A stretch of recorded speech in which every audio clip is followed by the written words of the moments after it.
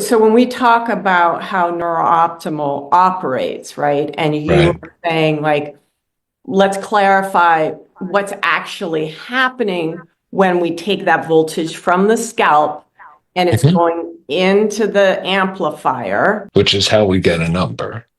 Okay, so But that's because we digitize that analog flow. Okay. It's like going to the movies. Okay. You go to a movie in the theater and you say, oh, I want to go to an action movie. Well, there is no actual action in the movie.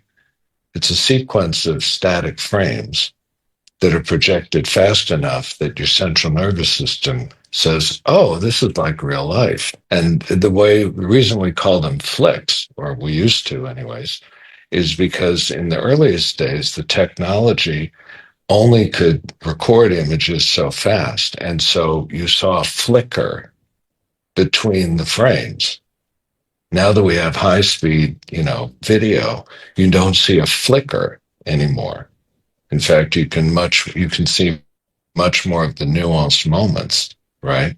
mhm.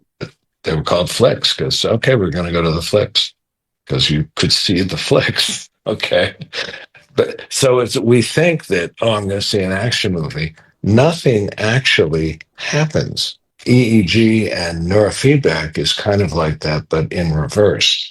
The energy, the voltage that we capture on the scalp is analog. That means it's continually changing.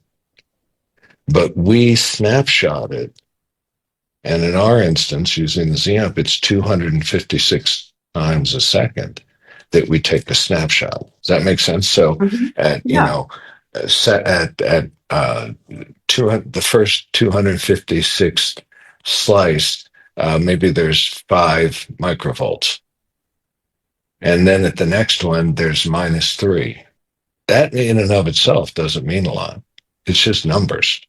Mhm. How we account that, how we section that off, how we put it into different sectors of the economy, to use the economy metaphor again, well, that just depends on the rules we make up.